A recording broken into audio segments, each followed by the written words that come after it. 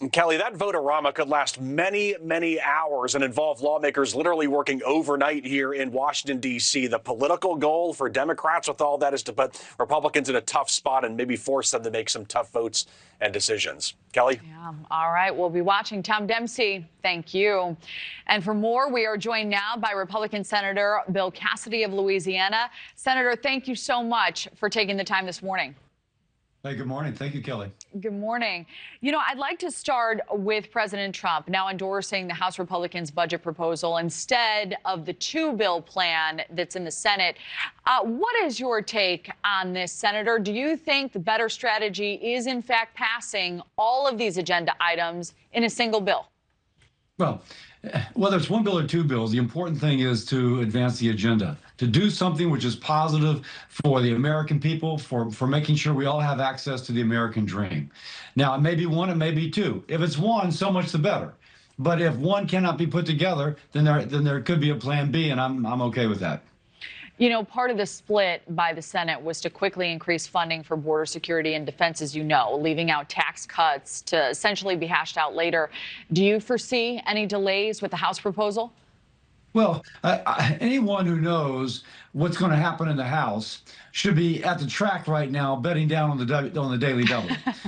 They got very thin margins, and so what Mike Johnson's trying to do is to find just a squeaky clean, just right, and more power to him.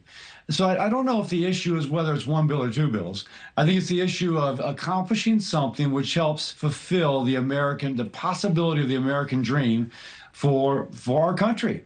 And so how we get there, I think is all process, and I'm not sure is as important.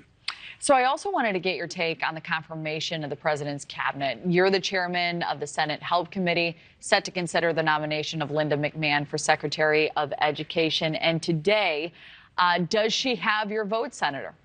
Yes, she does. I think she's the right person for the job. The biggest thing that the Department of Education has messed up over the last 4 years, and they've messed up a lot, has been the student loan program. Both in terms of spending so much money on an illegal process by which they hope to forgive the student loans, transferring the debt from people who willingly took it on to people who never took loans or paid them back. The second thing is, how do we get the application for student aid together? Now, both of those were totally screwed up by the previous administration. She, with her experience in the Small Business Administration, handling lots of loans, is, I think, very well equipped to straightening those two things out. And then lastly, literacy, big importance of mine. Dyslexia, 20% of the population is dyslexic.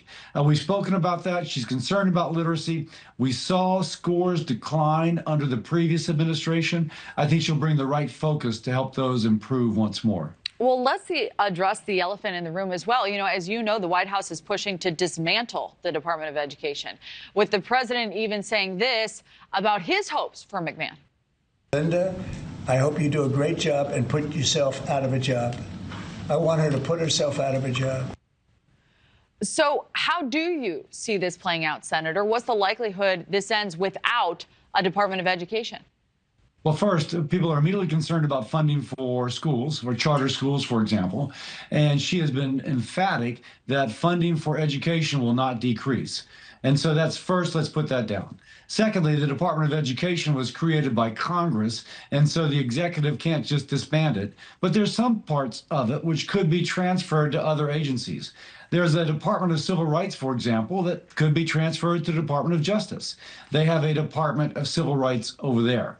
And so transferring things out which are duplicates of other departments may make fiscal sense. So I think that will be our task, and we'll work together on that. All right. So much to cover. Things are happening rapid fire in Washington. Senator Bill Cassidy, thank you for your time this morning. Thank you. And new